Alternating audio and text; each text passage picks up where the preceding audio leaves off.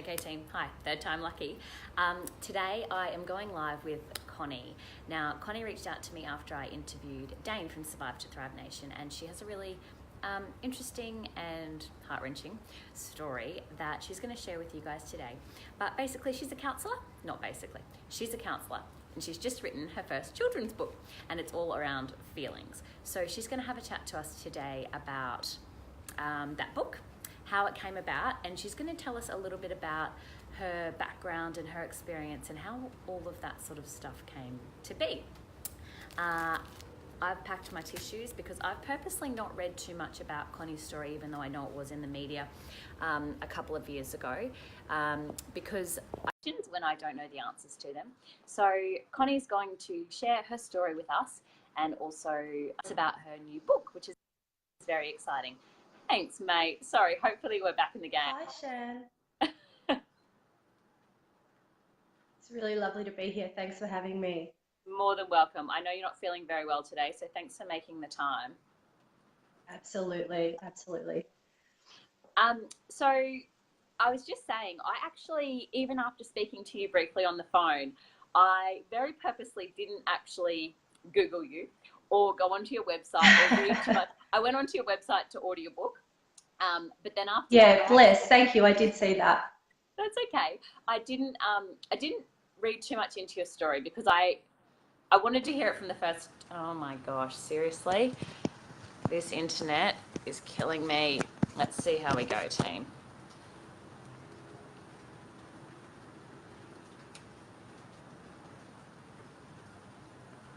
I'm not having a lot of internet luck today, and I don't know if it's just this weather that's wreaking havoc on my shoddy internet or what is going on over there, but hopefully we can get Connie back on and we can, fingers crossed, actually get through this without any more dropouts. So we'll see if we can get Connie back on, and then we can crack on.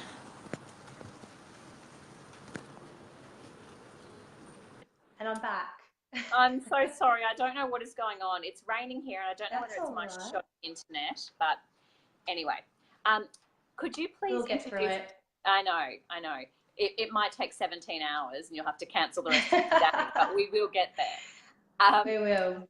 Would you mind please telling people just a little bit about who you are, what you do, and then I'd really like to talk about your book as well. Absolutely.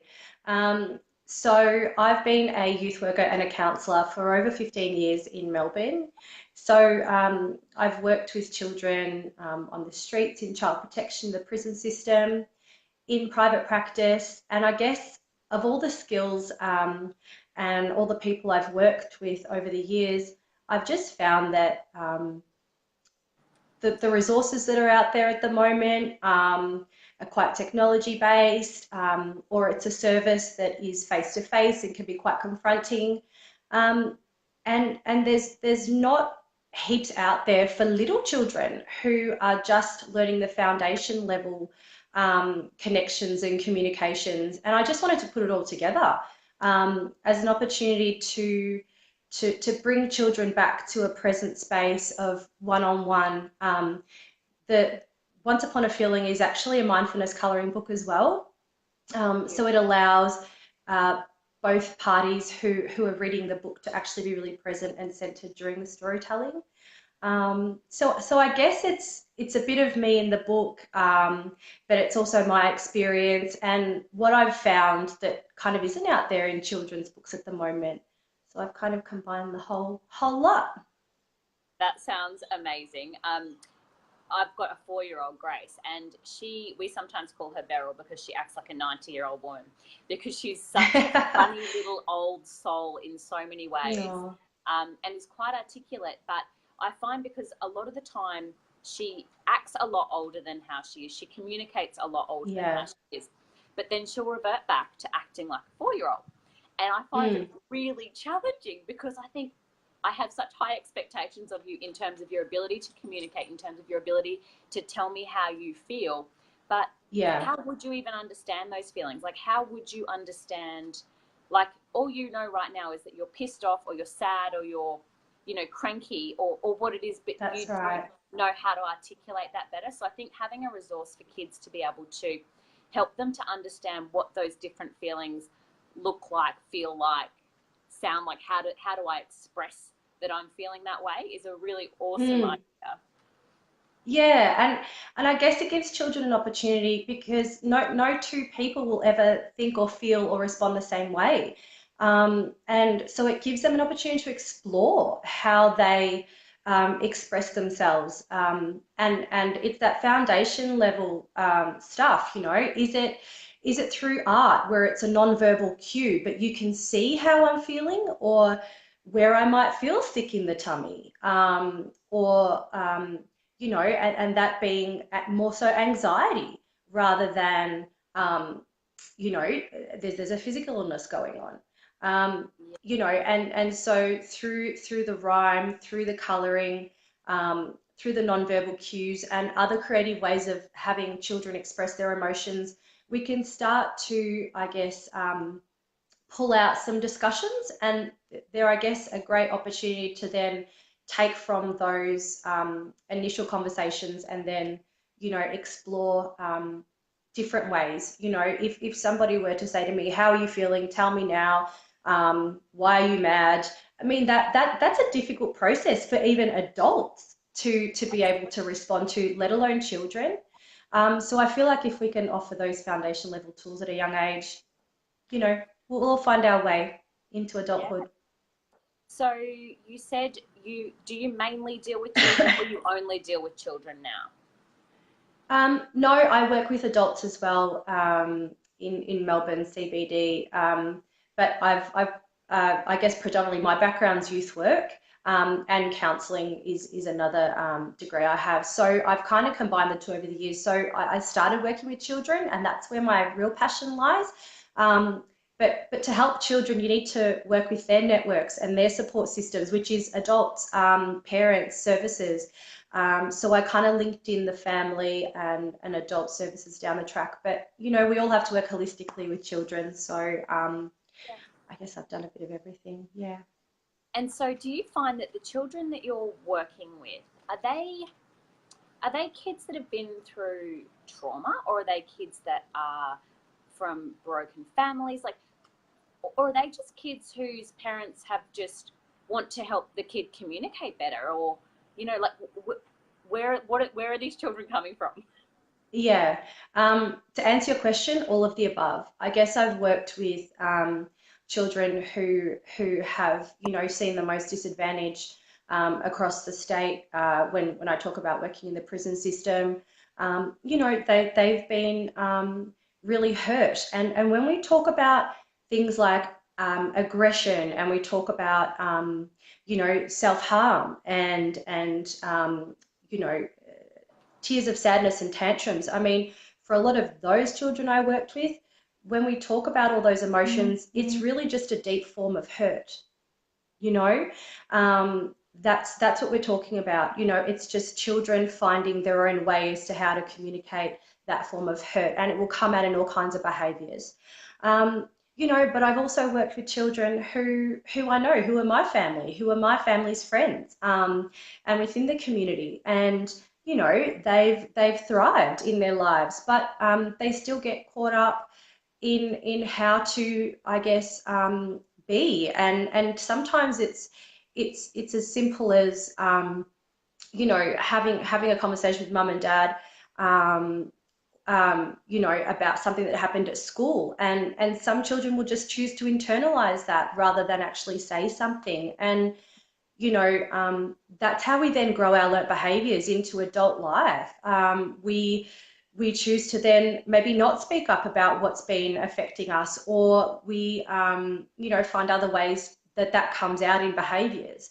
So I guess if we can start to teach that at a younger age, you know, we're more well equipped as adults to understand that in our children, but I guess also for our children to then, you know, write letters as a way of starting that conversation and adapting and learning that in time, and then that becoming maybe a verbal cue or a verbal conversation down the track. You know, I don't need this anymore. I built the tools. I'm good.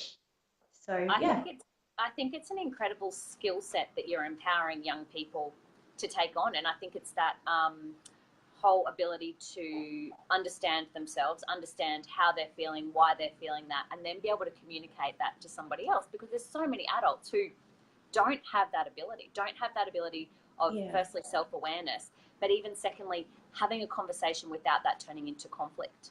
And the fact that, you know, there are, you know, children who are being given this amazing skill set from a really young age is, they're so lucky, you know. And even if the experience that brought them to seeing you wasn't a great one, or, you know, something we would consider lucky, I think in the long term for them to be able to have that experience with you is, they're so incredibly blessed. Yeah, thank you. I think, you know, and it's a choice for everybody as well. You know, I've, like I said, I've worked in the field for 15 years, and not everybody's taken on the advice of myself or their counselors before me, and that's their choice, and that's okay. You know, I guess it's that old saying of, you know, you can only lead a horse to water, you can't make them drink. Yeah. And I try to instill all the supports and tools around my clients, but at the end of the day, if they're not ready for that, that's okay. It's just not their time. They're just not ready to connect. But I think with children, I mean, they're the foundation of our future, and they're still learning and adapting ways on how to be. So they're sponges at this point developmentally in their stage of life. So, excuse me, my voice is going now. But it's just, I guess, a seed we can plant with them, with Once Upon a Feeling. Hello, puppy. It's brown dog.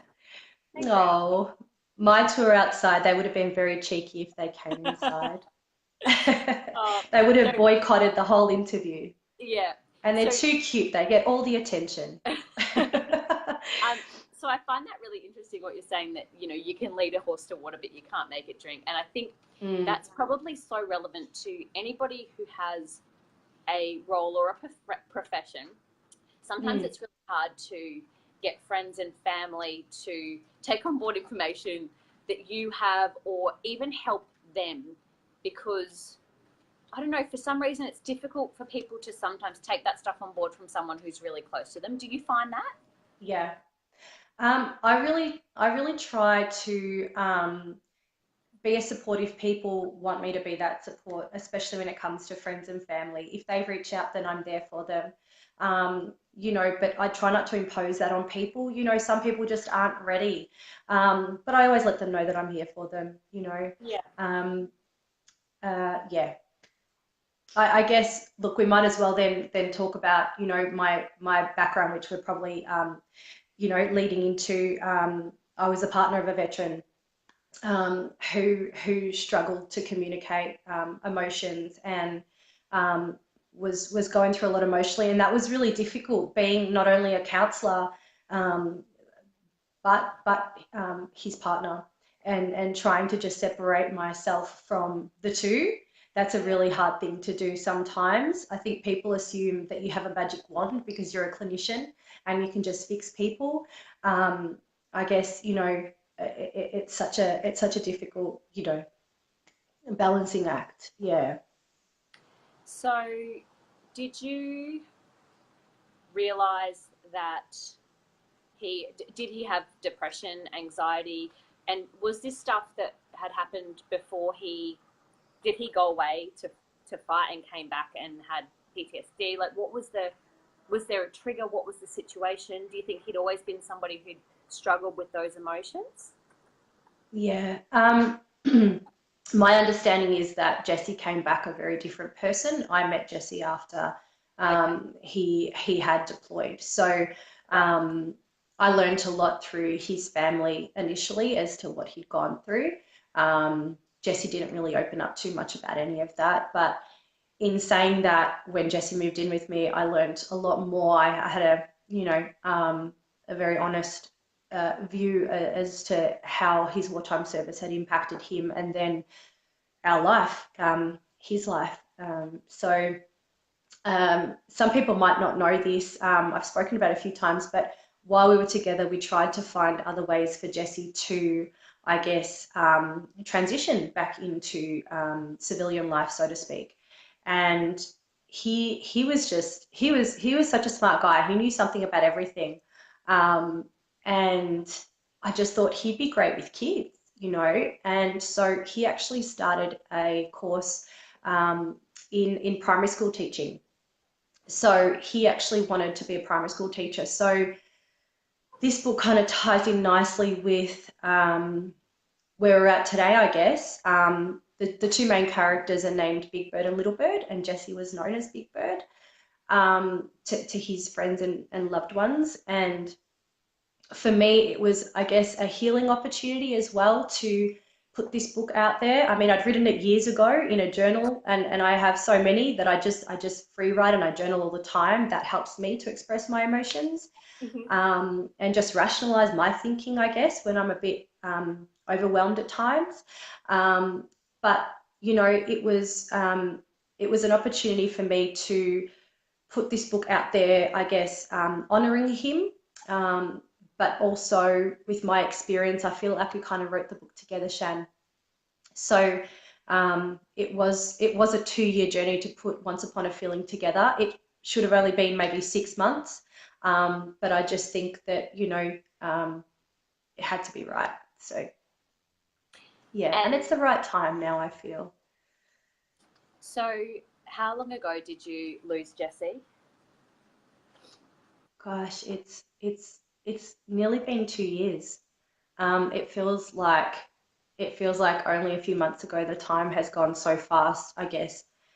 Um, we've you know, there's been so much work done in Canberra over the past few years that you know, yeah, it's been a whirlwind. And so when he was trying to, you know, you were obviously trying to help him transition into civilian life. Was there Mm. anything offered by the military to help them, you know, deal with the trauma that they'd obviously gone through? And it's okay, Yeah, Brent.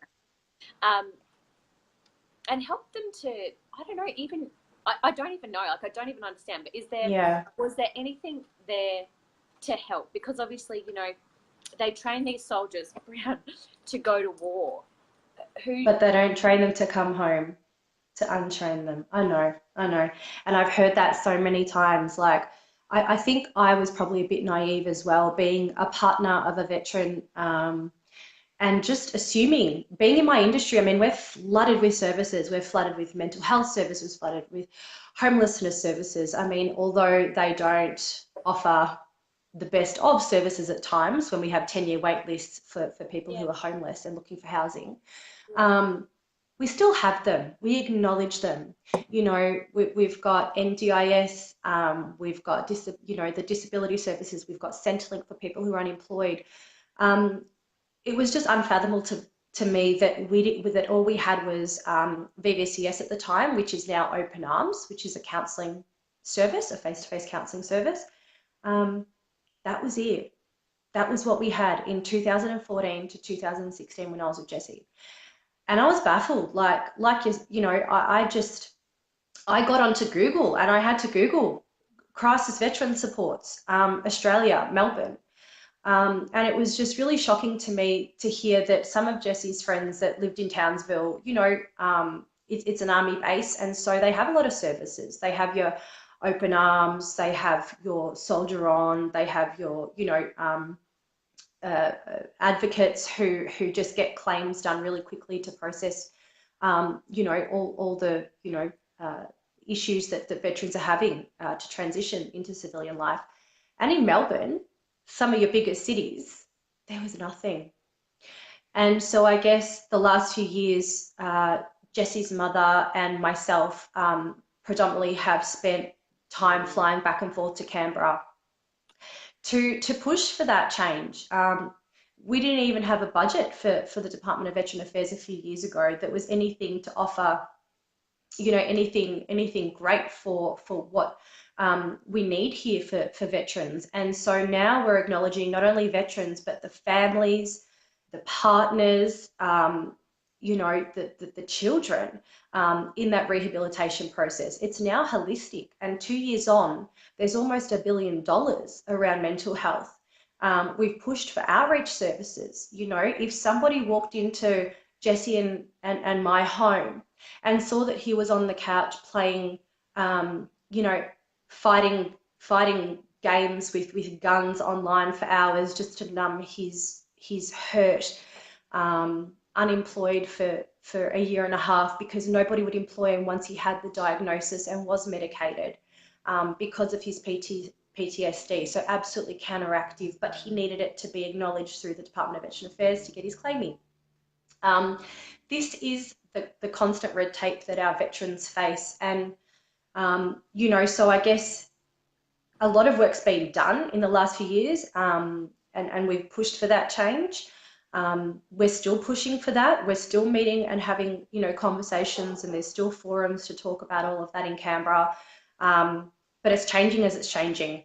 So the feedback I'm getting now is that, you know, veterans and families are having their claims processed within 30 or 60 days rather than almost 200 and something that it took Jesse to get $5.20 in his account for his medication. You know, so the feedback is good, but we can still be a lot better. You know, we still only have 2 hospitals for PTSD. They are not veteran specific. They are, you know, everyone specific, from alcoholism to bulimia to you know, severe suicidal ideation. You know, that's a whole community-based space, and I think we need to be better at having, you know, spaces whereby there's no 6-month wait list to get in when you're in crisis, and it shouldn't be that you attend an emergency department at a hospital. Jesse was never going to go to a hospital, and you know, he was too proud. He internalized everything, and so the closest people to him didn't even know what he was thinking at times. But you know, that's part of the shame and the helplessness of suicidal ideation, and that feeling alone and isolated. And so you know, we need to be better at educating our veterans as to what services are out there, but we also need to be better at, you know, offering those services statewide and linking in with families and partners, because they are the ones that know what's going on. They are the ones that start the process. They are the ones that, you know, initiate all of this most of the time. And, you know, they also need to heal. They also need a time and a space and a forum, and especially our children, you know, who observe it all and what's there for them. So that's been our big push and agenda. Sorry, I boycotted that whole I've been talking. Sorry, I do that.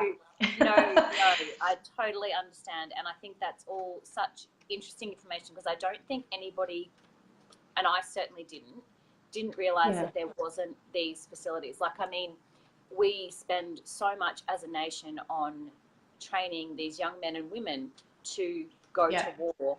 You would think that there was space for them when they come back to, like you said, heal, to deal with how they're feeling. And you know, I don't know whether that would change everything for every single veteran that comes back, but far out, if it saves more lives, it's maybe that's where the money needs to go, isn't it? Absolutely. And so, you know, I'll be in this space as long as the government are listening, to continue to advocate for this. I'm sitting on a board at the moment at the Australian War Memorial, and I've asked Brendan Nelson, who directs that. We don't have a space to grieve as loved ones, as partners, as family members, and there's no monument, there's nothing there to acknowledge mental health specifically, and that war that comes home. You know, it's reflected across World War I and World War II in a lot of displays there, but there isn't one specifically around mental health and ultimately, you know, suicide. And you know, it's been brought up in a lot of discussions. Suicide is not a dirty word, you know, and we need to be making sure that, you know, we are naming what's happening, we're acknowledging what's happening, and we are changing as a community, as a nation, to better improve the services so that, you know, this is something that we can work on together, that we can shift and change. it's lived experience that is informing our legislation at the moment. We need to keep pushing that, because it's these individuals and these experiences that are going to make the changes that are needed. You know, not a few people in a round table room who, you know, have a great grand title and a brilliant pension, you know. Absolutely. And I think suicide is one of those things that I don't, I can't, I can't possibly even begin to understand how overwhelmed one person must feel to think that the alternative to being here is better. And I honestly cannot even imagine how that feels for you to have somebody so close to you make that choice. And I mean, as somebody who lives this stuff, you know, you are surrounded by people that you're helping all the time. Did Jesse ever, like, did you ever think that things were that bad for him? Or was he just that good at pretending? I mean, I know even early on in our relationship, Jesse would have panic attacks and I didn't even know. I mean, he just got that good at hiding it. That said, though, towards the end of our relationship, I knew things were bad. I knew things were bad because a lot of his barriers had increased. A lot of his, you know, when we look at, you know, the risk factors of suicide and mental health decline, it's absolutely things like, you know, the lack of acknowledgement he received from the government. It's the fact that he was unemployed and he couldn't even get a job to continue to help people.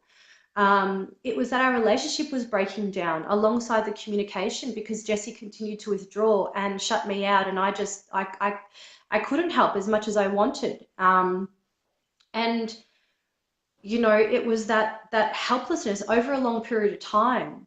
And all of those risk factors continued to heighten as he continued to, you know, in his mind, feel rejected, I guess. And it was that sense of purpose and that decline.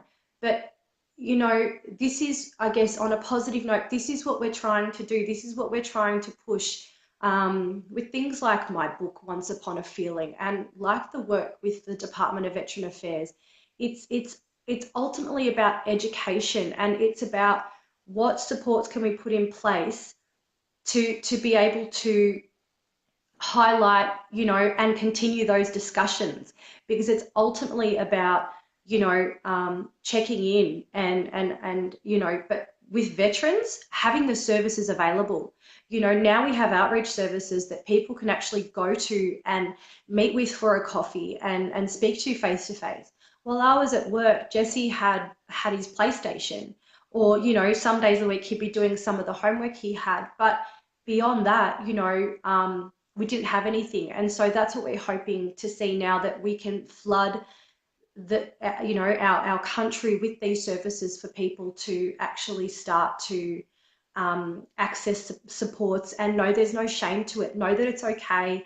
And for the government to be pushing that as well, for the government to be acknowledging, you know, I'm still yet to see the Minister Chester actually stand in front of our nation and verbalise a national apology. I've asked on 3 different appointments and meetings with him, because we need to acknowledge this, not just now, but from World War I and World War II. You know, they came home with, you know, all kinds of signs of PTSD. They named it shell shock, you know, but they were drinking. There was all the abuse happening within the home, and they didn't know what was going on for them, you know. So this lack of acknowledgement that our government has, you know, throughout the decades, you know, this needs to change. We need a national apology. I've been pushing for that. I will continue to push for that. You know, let our veterans and families start to heal, and start with the fact that if you're putting all these services in place, actually apologise, actually stand down to your fellow man and say, you know what, we did get it wrong, but we're going to do it the right way now. We need to rebuild trust as well. You know, there's been such a lack of trust. If it wasn't for me, Jesse would never have even gone to Open Arms, you know, would never have even accessed a counselling session. It's just, yeah. And I think I'm just going to charge my phone while we keep talking. Hang on, I'm coming back. That's Yeah. fine. Yeah, I think it's a case of, too, like you're saying with the government, when you know better, you can do better. Yeah. Everybody makes mistakes in life, but it's about acknowledging we didn't know then and now we do. So we can do better now. Yeah. You said that Jesse saw a counsellor. Do you think that he was better at opening up to somebody who wasn't you? Like, you know, what we were talking about before, sometimes it's really hard for our family to take on board whatever skill set it is that we have. Do you think that that was something that helped him, or was he just such an insular person that what he really needed was to be working, to feel like he was adding value, to have that gain his own sense of self-worth, and no amount of talking was actually going to change anything for him until he had the rest of that? Yeah, he needed all of it. He had 25% of it with the counselling, but you know, again, what I've been speaking to in Canberra with Open Arms and the team there is that, like my book, not everybody expresses their emotions the same way. So asking somebody to write down their emotions or verbalize their emotions doesn't work for everybody. You know, we have equine therapy showing amazing results around anxiety and PTSD. Animal therapy, you know, with dogs. I mean, I had 2 dogs, and what they did for Jesse to help calm him down of a day when he was just not okay. You know, we've got eye movement therapy now that is showing great signs, and you know, there's research there to show that there's so much more to just medication. And I've spoken on this along, you know, it just really frustrates me, but you know, our psychiatrists in Australia are trained to work with the brain, and there's no brain scanning going on. No 2 brains are the same. We're medicating people the same. And so 2 people with PTSD medicated the same, all that's doing is numbing them. What about their quality of life? Is that the final outcome? You know, is that how Jesse would have been as a father in our relationship for the rest of his life? I love Jesse because of his emotions. At the beginning of our relationship, he'd cry over little ads, or, you know, between you and me, The Bachelor. But, you know, that was gone. And that's not the answer. That shouldn't be the answer. We can do more. And I mean, I've spoken to people in pharmaceutical companies, and there's KPIs in selling people drugs that are 5 to 10 milligrams to 20 milligrams, and there's money to be made there. I mean, no, we're humans. We are looking at wellness and how to connect. We're looking at meditations. We're looking at, you know, looking after ourselves in holistic ways. I think we can do that on our own. We need to look within. You know, those pharmaceutical companies are not the answer. Medication is not the answer. These people don't have a Prozac deficiency. That's not the problem. Correct. That's not the root cause. Let's identify what the root cause is. And I think medication... Work with the individual on what they need. Yeah, and I think medication for some people for periods of time can really help them. But it's not the answer. It's a Band-Aid for a problem that's not addressing the root cause. And I think, like you were saying before, there's so many other options. I have a good friend who is also ex-military, and he actually ended up with an assistance dog for his PTSD. And seriously, that dog changed his life. He is a completely different human being to the person he was 4 years ago before this dog came into his life. And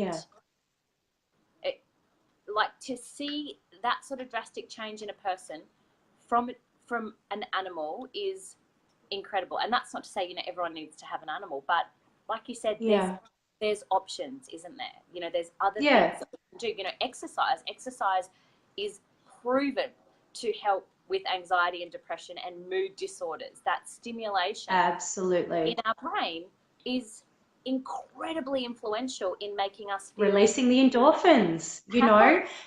So how there's not you know, that, why is there not PTs who are 100% dedicated to going out to the homes of these veterans and going, I'm going to go for a walk, mate. Let's just shoot the breeze. Let's get some vitamin D. Let's get some sunshine. Let's move your body in whatever way feels good to you. And it might be we'll shoot some hoops today. It might be we're lifting weights in the gym. It might be we're going for a jog. But that to me seems like a far more productive option than just going you get some Prozac and you get some Prozac. Everybody gets the Prozac. I know, absolutely. And look, and I mean, there are definitely going to be individuals that need medication. I get that, 100%. 100%. But if every veteran in Australia who's medicated had a choice to say, would you prefer to do some equine therapy, some art therapy, go for a jog, be part of this, group that are into wellness and creative ways of, express themselves or whatever it be, over taking this medication, I'd love to know the stats on that, because but also I doubt, use them in conjunction. Like there's no reason why, yeah, antidepressant is not contraindicated with equine therapy. Like use them in conjunction to a point where that person goes, that's I right. reckon I'm actually ready to just wean off this medication and see how I feel. Like it just... And let it be a choice, let it be a choice. And Absolutely. I think as well, it's an education thing as well. If they don't understand that there's options available, there's other things that could help them feel better. If they're just given the option of, here, this is the thing that's going to make you feel better, and they're not educated on what else could help, what other option do they have? Like, they're just like, oh, well, I feel like shit, so if you reckon that's going to make me feel less like shit, okay. Yeah. Like, this doesn't seem right. No, it doesn't. Go, I'd love to hear your thoughts. I personally have never lost anybody close to me to suicide, but I know a lot of people in my friendship group and extended friendship group who have. So it's kind of always been on the peripheral. But I'd love to know from your personal experience with Jessie, but also just in your experience as a counsellor and a youth worker, how do we firstly identify these people who potentially are suicidal? Because not everybody's going to tell you that they want to end their life, that they just don't feel like they want to be on this planet anymore.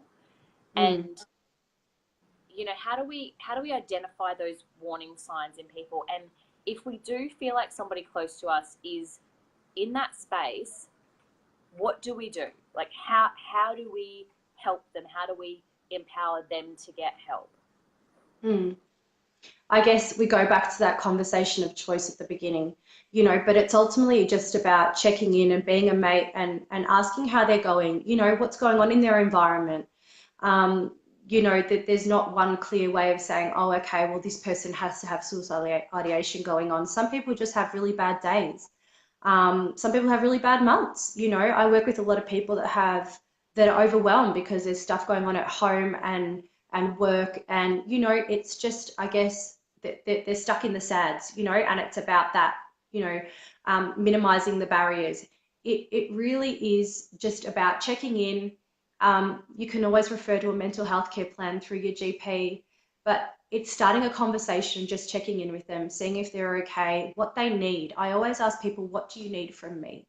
What can I do? How can I help?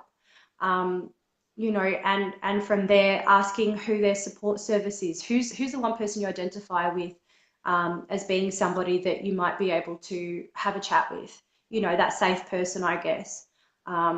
And that's part of a risk assessment as well in our industry, just checking in there's a bit of a safety plan there.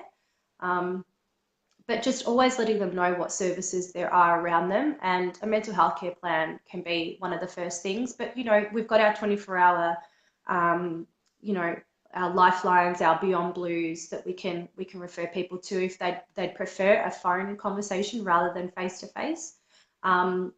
I know Open Arms are now doing that as well. They've got a 24/7 phone line that people can call into. So, it's just about, building that rapport and having that immediate discussion and checking in how they're going. Beyond that, if they open up, then it's from there accessing support. Yeah, awesome. I imagine that for someone who's dealing with anyone in their life who has, that really long-term depression, or is, at that point where they are suicidal or any of that sort of stuff, it would be incredibly overwhelming and something that they potentially can seek help for as well. Like, I imagine that I've had one person in my life tell me that they just didn't want to be here anymore, and that they wanted to end their life. And for me, that was the most firstly, the weight of hearing that from one person was incredibly traumatic. Yeah. But also, I felt so helpless and so overwhelmed and completely unequipped to be able to help that situation. Like, I felt like I need to find whatever help you need for you to be okay. But also, those people who are feeling like they've got that person there that they're trying to support or they're trying to help, you know, do you think it's a great idea for them as well to work out, you know, a counsellor they can talk to, or a psychologist, or a network of people where they feel like they can talk about that stuff? Oh, absolutely, Shan, you know, and it is about consistency, you know, and routine, and having people that will be there that you can call up upon to support you. And I guess that's where my mind goes with the veteran stuff, you know. They now have care team meetings. We're looking at psychiatrists now being involved in the process of a veteran's counselling sessions and what they need, and how they can communicate, so that if somebody like, you know, the peer mentor program came in, that's the outreach service now, they are aware of what the barriers are, what's needed to help minimise those risk factors, and continue those conversations with the psychiatrist, with the care team, with the counsellor. You know, and that's what it's about. It's about that holistic wellness and connecting around the individual. It's, you know, so that they know that they're not alone, and that they know that they have people around them, you know. So being consistent, showing up, being that support person, that's as much as you can do, you know. Beyond that, it is about, you know, those people need support. They need to have access to the same support that these people who are actually suffering do. You know, the families, you, Jesse's parents, all of these people who are his support network need access to exactly the same stuff. Yeah. I mean, I had nothing. I wasn't offered anything. I guess I just went through my own process of healing. And, you know, I mean, Open Arms reached out a month after Jesse took his life, and asked if I wanted to see a counsellor. I mean, that's the last thing I wanted. I mean, we saw so many counsellors over 2 years, and we weren't feeling like we were getting what we needed from that. So why would I revisit that service then? I mean, it's very different now, but that's because we've told them what's needed to change to make that more inclusive, and for individuals to, if this happens, if they don't want to go to Open Arms, that they can access another counsellor externally and speak to somebody. But I guess, you know, I guess this is the one positive in all of this for me and for Jesse's family, I guess, that we've been able to use our grief and initially our anger, you know, to fuel what we have in the last few years to be able to support veterans and families in helping to create this legislation and policy change. You know, you don't normally get that opportunity when you have a loved one who's committed suicide, and so I think we've been, I don't want to say lucky because we haven't, we've lost Jesse, but we've had an opportunity to be able to advocate for everybody who has followed our journey, and we've been able to speak their truth for what they haven't been able to ask for and what they've needed. So in that, I will just say that, you know, I hope we've been able to honour Jesse and everybody who has made the same choice over the years. Oh, shit. Don't make me cry. Thank you, Connie. Thank you so much. Thank you for being so honest and so open and so vulnerable and sharing such a personal story. I think, you know, regardless of if someone has, you know, anyone that they know who is a veteran, current, or, you know, ex-veteran, I think anyone who has anyone in their life with mental health issues is going to resonate a lot with your story. And also hopefully buy your book. I think it's something that it sounds like, and I can't wait for mine to arrive, but it sounds like something that, you know, like you were saying earlier, being able to empower the young people of our world to have self-awareness, to have self-reflection, to be able to understand their feelings and feel whatever they need to feel. Like, it's not about, you're not allowed to feel angry or sad, or you need to always have your shit together, because I think that's just a whole nother level of problems. But helping them to we want to understand, entice people, to share their emotions. Yeah, and help them understand what those emotions are. Because I think, like you said before, you know, if someone says to you, what's wrong, what are you angry about? Even as an adult, sometimes it's very hard to verbalize and understand how you're feeling and why you're feeling that way. So, you know, in teaching kids, and it should be one of the main things that they learn, you know, at school, is about their feelings, how to communicate their feelings and talk about, you know, what's going well and what's not going well, and how they might deal with that stuff that's not going well, as opposed to just going, you'll be right, mate, you'll be right. Well, clearly, you know what, that's not always the case. Sometimes people are just not all right. Yeah, absolutely. Absolutely. So I really hope that Once Upon a Feeling can offer that opportunity for parents and children to explore all of that. That's my hope. That's my dream. It's not just about being a glorified author out there. It's about sharing my skills, my knowledge, my life, my lived experience, and giving children a forum to be able to explore this, because it's only to help them to thrive in the future. So, yeah. Well, I'm very much looking forward to reading about Big Bird, and I'm sure that Grace will love it too, because she's all about feelings right now, and she's all about being very manipulative with her feelings too. Mummy, when you say that, it hurts my heart. It hurts my heart when you get cross at me. I'm like, oh my. Yep. So manipulative. Oh, well, I can't wait for you to have a copy, Shan. I'm really looking forward to it. Thank you so much. Thank you so much for your time. Can you just let people know where they can find you? And once I upload this onto the YouTube as well, I'll put all of the links to your website, Instagram, Facebook, all that sort of jazz as well. I think we might have lost her. Anyway, we've had a pretty good run. Thank you, everybody, for hanging out with us today. I will get this episode up onto YouTube later on, and you can head on back